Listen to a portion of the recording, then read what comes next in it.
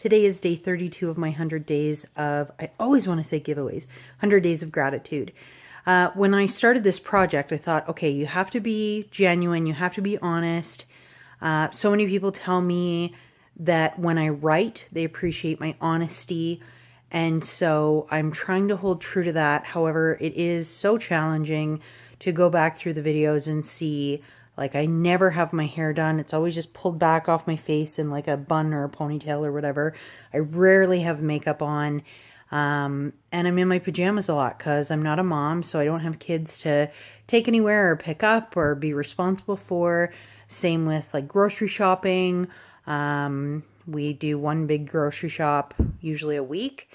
And so outside of that, I mean, doctor's appointments, and I do leave the house, but I don't have to leave the house every day. And so I'm in my pajamas a lot. In this case, I'm in bed, and that's hard for me to record and not, not look like I have it all together, because I think sometimes on social media I put that out there and I don't necessarily have it all together. So I'm kind of thinking it's a struggle because I want to kind of put my best foot forward in terms of appearance, but at the same time I want to kind of give a glimpse into what I'm like when no one is around, because when we have family or friends up, I'm obviously, I sleep a lot less because I go to bed at the same time. Like, my insomnia is the same. I still don't fall asleep until the middle of the night, but I try to be up in time, try to be. It doesn't always work. Sometimes when I have awful nights, I don't.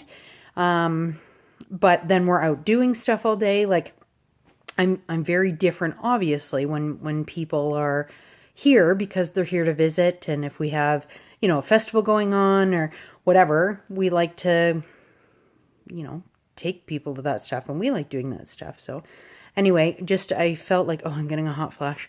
I felt like it was important to kind of share that stuff, that it's not a matter of I like recording like this. It's just a matter of, I think in order for this to make sense and be authentic and genuine, that I need to look the way that I normally look. So if somebody's offended by that, you shouldn't be watching these videos, because you're going to be offended a lot. But just to explain. So today, being the start of the year, just kind of going over, yesterday wasn't a good day as I recorded, and kind of thinking about what the year holds and what it means and how long I have left and all that. Today has been so good, and I just kind of bounced out of bed. As much as you can with a fractured spine.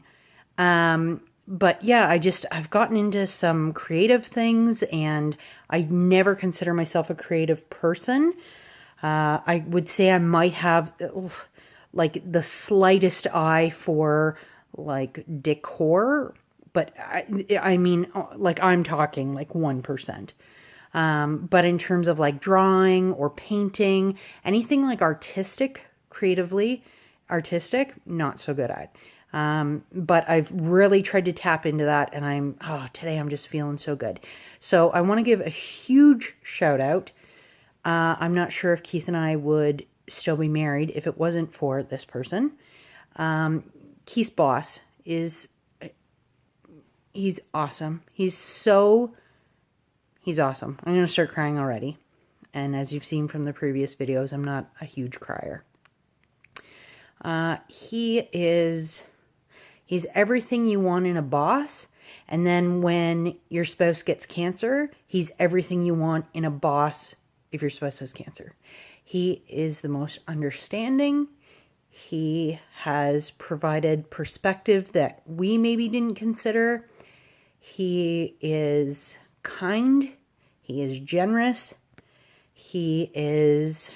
Okay, enough of this business. He's a friend. He allows Keith to be with me when I need him. Keith is at almost like 99% of every one of my hospital appointments. Every one, with the exception of some that, if I'm not getting test results, or a friend can be there to kind of get me through in a pinch.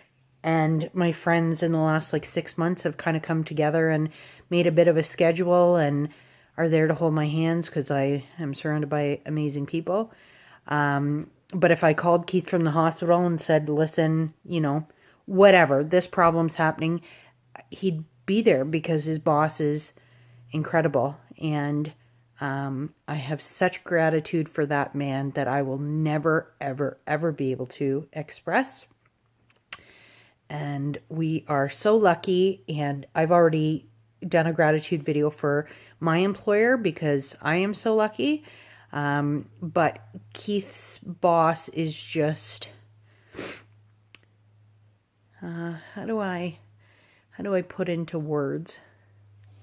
He's just the type of man who gets it without ever having cancer, without having a spouse who has cancer. He somehow seems to have this unique perspective on what we're going through, which he's young, first of all, like young like us young, not young like 19.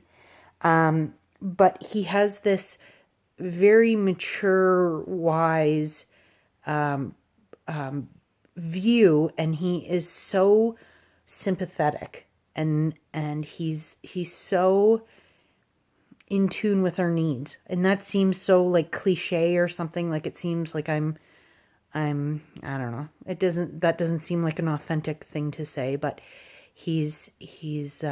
we're just very lucky. I've heard of such horror stories of patients who have dealt with, terrible employers, or they've lost their job, or whatever the case may be. And not only do I have a good employer, but Keith has just an absolutely outstanding boss. So I hope it's okay that, well, I was going to say his name, but maybe I won't.